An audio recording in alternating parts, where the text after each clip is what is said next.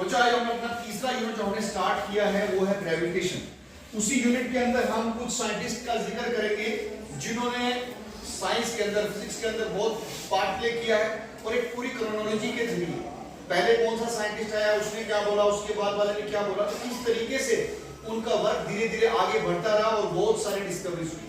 तो यहाँ पर आज हमने लिखा है हमारा जो टॉपिक है कंट्रीब्यूशन ऑफ साइंटिस्ट। कुछ साइंटिस्ट, कुछ फिजिस्ट की हम बात करेंगे, कुछ मैथमेटिशियन, और पहले जो लोग थे वो मैथमेटिशियन, खुद में एक बंदा मैथमेटिशियन भी होता था, एस्ट्रोनॉमर भी होता था, फिजिस्ट भी होता था, जियोग्राफर भी होता था। तो सबसे पहले यहाँ पर हम दो थ्योरीज की बात करेंगे, उसके बाद आगे बढ़ेंगे। सबसे पहले है जियोसेंट्रिक थ्योरी। इस थ्योरी का मतलब है कि सबसे पहले जो लोग आसमानों पे देखते थे और वो आसमान पे देख के पता लगाना चाहते थे कि कितने प्लैनेट्स यहाँ पर मौजूद हैं, और अगर प्लैनेट हैं तो उनकी पोजीशन क्या है, सन की पोजीशन क्या है, अर्थ की पोजीशन क्या है, मून की पोजीशन क्या है। तो जो सबसे पहले थ्योरी आई जिसने बताया, ख्याल बताया कि ऐसा हो सकता है, वो थी जियोसेंट्रिक थ्योरी। जियो का मतलब है अर्थ और सेंट्रिक का मतलब होता है सेंटर। इसने कहा कि इस पूरे ब्रह्मांड में जो हमारी गैलेक्सी है, अर्थ सेंटर में है। आज हम क्या कहते हैं, कौन सेंटर में है, सन। लेकिन इसने क्या कहा, अर्थ सेंटर में है। अर्थ के बाद जो प्लैनेट आएगा वो कौन सा है, मरकरी, फिर कौन आएगा, वीनस, फिर आएगा सन, फिर आएगा मार्स, जुपिटर, सैटर्न, यूरेनस, और उसके बाद आएंगे स्टार्स। लेकिन ये जो थ्योरी इसने दी, ये दी टोलेमी ने। इस थ्योरी का समर्थन जो है वो एरिस्टोटल ने भी किया, और ये थ्योरी इतनी स्ट्रांग थी कि ये 2500 साल तक इस थ्योरी को लोग मानते रहे, क्योंकि तब चर्च का भी बड़ा जोर था और बाइबल के अंदर भी यही बताया गया है कि जो अर्थ है वो सेंटर में। उसके बाद एक साइंटिस्ट आता है निकोलस कोपरनिकस।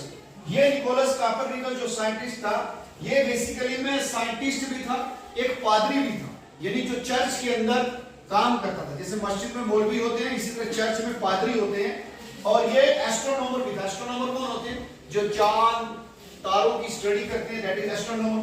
मैथमेटिशियन भी था। निकोलस कोपरनिकस ने क्या कहा, इस जियोसेंट्रिक थ्योरी को रिजेक्ट किया। उसने कहा अर्थ सेंटर में नहीं होती, इसने कहा सन सेंटर में होता है। कौन सेंटर में होता है, सन सेंटर में होता है, और सन के बाहर आएगा कौन सा प्लैनेट, सबसे पहले मरकरी, वीनस, फिर अर्थ आएगा, फिर वैसा ही पूरी की पूरी सिमेट्री थी। लेकिन इस आदमी ने एक किताब भी लिखी थी, इस किताब का नाम था डी रेवोल्यूशनिबस ऑर्बियम कैलिस्टियम।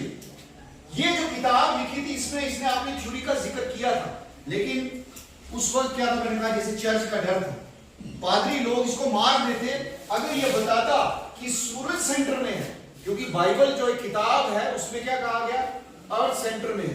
तो पादरियों के डर से इसने अपनी किताब को पब्लिश नहीं किया। और साथ ही साथ बहुत सारे ऐसे साइंटिस्ट भी थे उस वक्त, ऐसे लोग भी थे जो इसकी थ्योरी को समझ ही नहीं पाए, निकोलस कोपरनिकस की थ्योरी को समझ नहीं पाए, कहा इसमें सही था। इसके बाद एक और बंदा आता है जिसका नाम था टाइको ब्रैग। इसने तो काम ही मुका दिया। इसने कहा सेंटर में मून होता है। कौन होता है, मून होता है।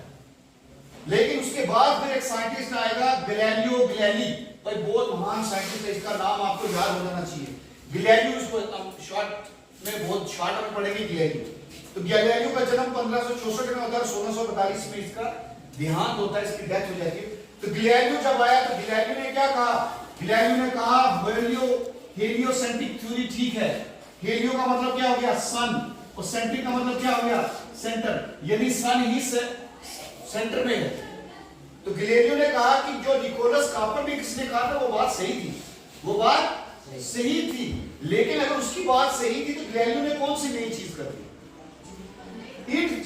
निकोलस कोपरनिकस ने बिना किसी टेलीस्कोप के ये चीज बता दी, आसमानों पे देख के बिना किसी टेलीस्कोप के ये चीज बता दी। लेकिन गैलीलियो ने एक टेलीस्कोप बनाई, कुछ लेंस आगे लगाए, और उस लेंस से देखते हुए उसने कहा कि सन सेंटर में है, और सन के बाद मरकरी आएगा, फिर वीनस, फिर जुपिटर, फिर सैटर्न, फिर यूरेनस। इस तरीके से ये सारे प्लैनेट तरतीब में आते हैं। ये जो सिमेट्री बताई कि सबसे पहले सन आएगा, फिर अर्थ आएगा, अर्थ के बाद भी मून घूमता है, तो ये सिमेट्री किसने बताई, निकोलस कोपरनिकस ने बताई, और उससे पहले टोलेमी ने बताई। लेकिन टोलेमी ने क्या कहा, अर्थ सेंटर में है। निकोलस कोपरनिकस ने क्या कहा, सन सेंटर में है। टाइको ब्रैग ने क्या कहा, मून सेंटर में है। लेकिन गैलीलियो ने कहा कि सन सेंटर में है, निकोलस कोपरनिकस ने जो कहा था वो सही कहा था। अब निकोलस कोपरनिकस की बात क्यों नहीं मानेगी? मैंने एक आपको कहा, एक तो उसने बुक बेचारे उसकी बुक पब्लिश नहीं हो पाई, बुक आगे लोगों तक नहीं पहुंच पाई। दूसरा, उसको इतने जहन के कुछ बंदे नहीं थे जो उसकी थ्योरी को समझ पाते।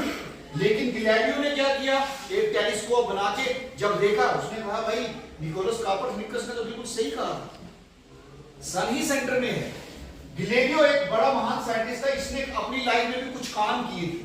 इसने पेंडुलम का आविष्कार किया, पेंडुलम बताया था ना मैंने आपको, इसने पेंडुलम का आविष्कार किया।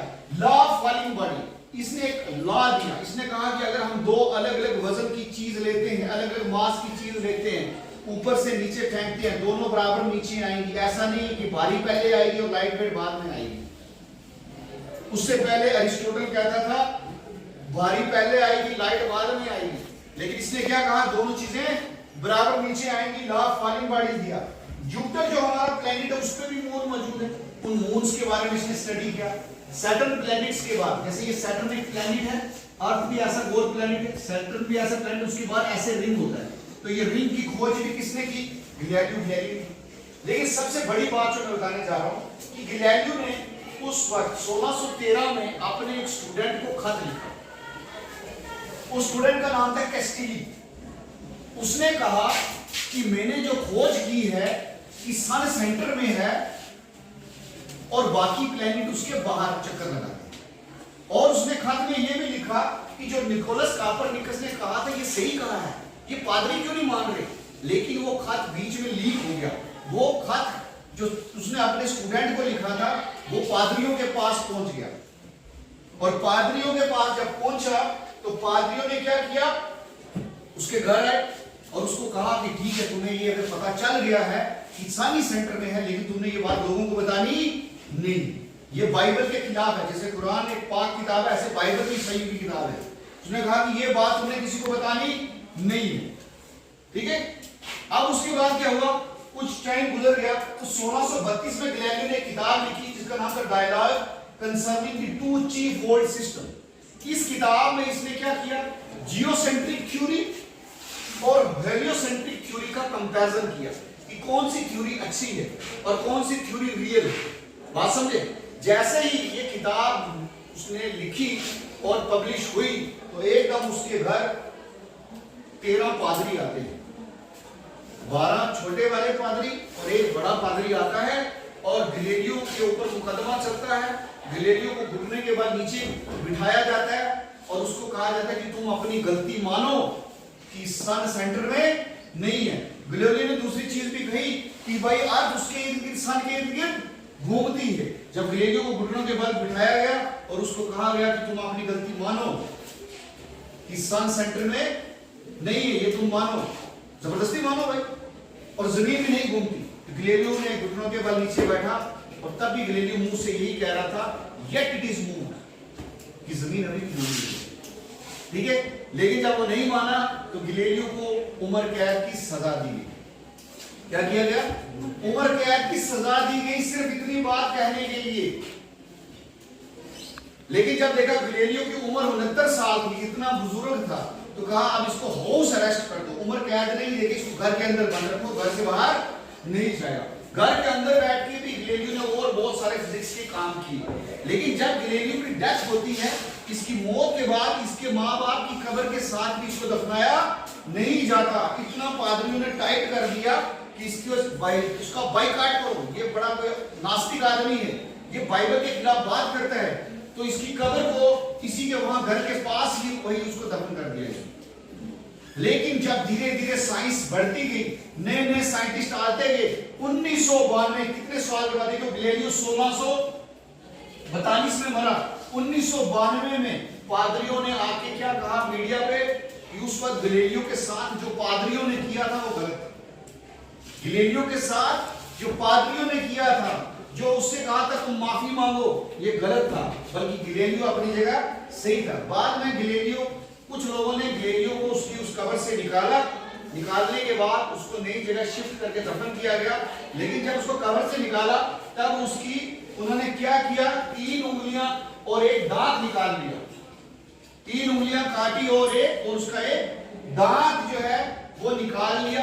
ये तीनों चीजें आज पाइसा के अंदर एक म्यूजियम में पाइसा के म्यूजियम में शीशे में बंद है, लोग जाके देखते हैं गैलीलियो की उंगलियों को। अब ये क्यों काटी, इसका क्या रीजन है? जो पादरी होता है ना, जो संत होता है, संत समझते हैं ना, जो पीर, बड़ा पीर, जो पादरी होता है बड़ा, उसको जब दफनाते हैं, दफनाने से पहले उसकी ये चीजें काट ली जाती है। इस आदमी को भी संत का दर्जा दिया गया। क्या दिया गया भाई? दूसरा संत था कि नहीं हमें नहीं पता, लेकिन साइंस का बहुत बड़ा संत था। इस आदमी की खोजें अनगिनत खोजें थी और इसने साइंस को चार चांद लगा दिया। यह बहुत महान साइंटिस्ट था भाई दुनिया का। इतना काम करने के बाद भी लास्ट की जिंदगी बेचारे को इतनी टाइट काटनी पड़ी। इतनी समझ में आ गई बात? तो गैलीलियो ने ये बात मनवा ही ली, मर गया, लेकिन वो बात आगे चलती रही। उसके बाद गैलीलियो ने या इससे पहले जितने बंदे हुए, इन्होंने क्या कहा कि सन के इर्द गिर्द प्लैनेट जो है वो, पहले ये वाला प्लैनेट आया, दूसरा ये आया, तीसरा ये आया, तो नहीं पता नहीं। लेकिन प्लैनेट सन के इर्द गिर्द घूमते कैसे हैं? कैसे घूमते? उनके घूमने का मसला क्या है? क्या वो गोल गोल घूमते हैं या घूमने का कोई और तरीका है? तो इससे पहले जो लोग थे वो सोचते थे कि सन के इर्द गिर्द प्लैनेट गोल गोल घूमता है, लेकिन एक साइंटिस्ट आया बाद में, जोहानस केपलर। क्या नाम है इसका? Johannes Kepler. गैलीलियो के बाद उसके काम को आगे बता रहे जोहानस केपलर। इसने दिए लॉज ऑफ प्लैनेटरी मोशन। इसने क्या दिया? लॉज ऑफ प्लैनेटरी मोशन, यानी प्लैनेट जो है ये सन के इर्द गिर्द कैसे घूमते हैं। किसने बताया? जोहानस केपलर ने। इसने कहा गोल गोल नहीं घूमते, गोल गोल नहीं घूमते। अगर ये सन है तो प्लैनेट ऐसे गोल गोल नहीं घूमेगा, वो ऐसे घूमेगा, ऐसे इलिप्टिकल ऑर्बिट में, यानी उसके रास्ता जो होगा वो इलिप्टिकल शेप होगा। उसका डिस्कशन हम अभी करेंगे। इलिप्टिकल ऑर्बिट में, यानी सर्कुलर मोशन में नहीं होता, जैसे फैन घूमता है ऐसे मोशन में नहीं होता। तो जोहानस केपलर ने 3 लॉज दिए। कितने लॉज दिए? 3 लॉज दिए। First law, second law and third law. अब यहां तक बता दिया, एक ने बता दिया कि प्लैनेट्स ऐसे ऐसे अरेंज हैं, दूसरे ने बताया कि प्लैनेट्स जो वो इलिप्टिकल ऑर्बिट में घूमते हैं।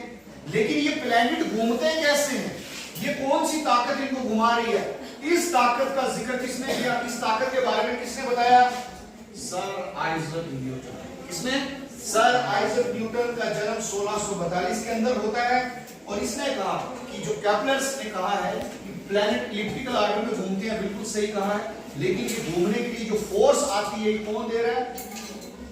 कौन दे रहा है? ग्रेविटेशनल फोर्स दे रही है। ग्रेविटेशनल फोर्स दे रही है। इन सभी साइंटिस्ट के कंट्रीब्यूशंस को अगर हम देखें कि हमारे पास एक थ्योरी को बनने में कितना समय लग गया, हेलियोसेंट्रिक थ्योरी को अप्रूव होने में, समझने में, लोगों को मनवाने में कितना वक्त लग गया, और कितने साइंटिस्टों का, आप देखिए खासतौर पे गैलीलियो का या निकोलस कोपरनिकस का कितना बड़ा रोल था इस चीज पे काम करने के लिए। और फिर डर के बीच इन्होंने इस काम को किया, डर के बीच इन्होंने इस काम को किया। निकोलस कोपरनिकस की जाकर बात करें, ये तो कुछ पादरी था, ये तो बाइबल को पढ़ने वाला आदमी था, फिर भी इसने साइंस के रिलेटेड एक किताब लिख के ये कह दिया भाई सन ही सेंटर में है। और गैलीलियो ने कहा तुम चाहे मानो या ना मानो, येट इट इज मूव, जमीन अभी भी घूम रही है।